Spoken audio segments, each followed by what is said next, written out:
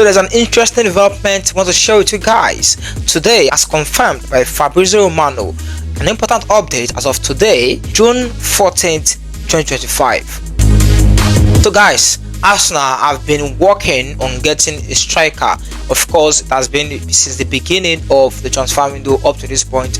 No confirmed striker in yet, like a new signing yet, but we have an important update because Arsenal are now a step closer to getting a striker today in today's video. So guys, who is the person? Now we all know about the saga around the future of Viktor and Benjamin Sesko, with report linking both of them heavily with Arsenal Football Club. But the question is Arsenal planning to sign both of them?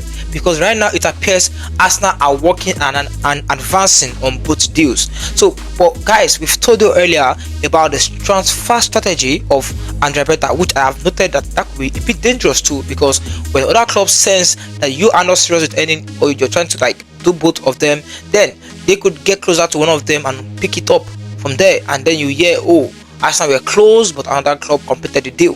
So, but in today's video, I want to give you the update Fabrizio Romano is saying about Gyokores. Of course, now the update is that Gyokores has decided to give Arsenal priority this transfer window.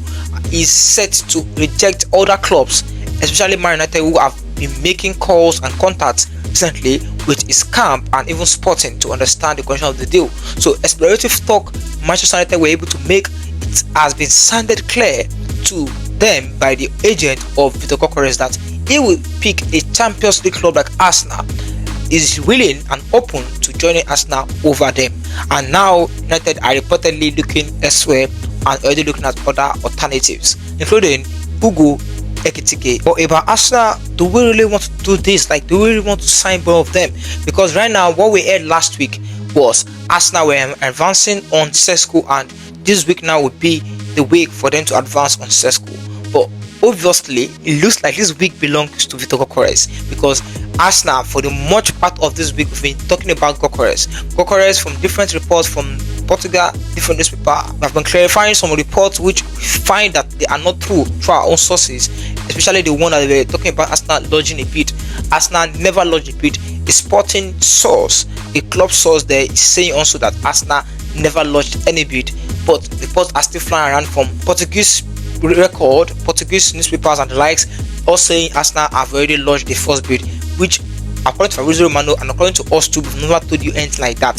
So guys, the only update on the front of Gyokores now is that he has now made it openly that he will choose Arsenal over Manchester United, the two clubs who are front runners at this moment for his signature. So guys, now should we see this as a good news or a bad one? Because for a more time now, people have started leaning towards or understanding the fact that Arsenal are choosing Sesko over Gyokores. But right now, it appears nobody even really knows who they are going to go for yet, because even Fabrizio Romano confirmed that, put it at the end of his post, he said no decision yet. That means no final decision yet on who they will actually pull the plug on.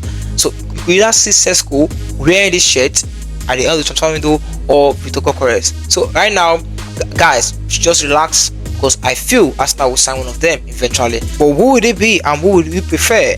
Let me know what you think in the comment section down below. So guys, that will be the end of today's Arsenal roundup. I told you today's video will not be too long, and of course, now, so we see you all in our next video. Until then, we is out.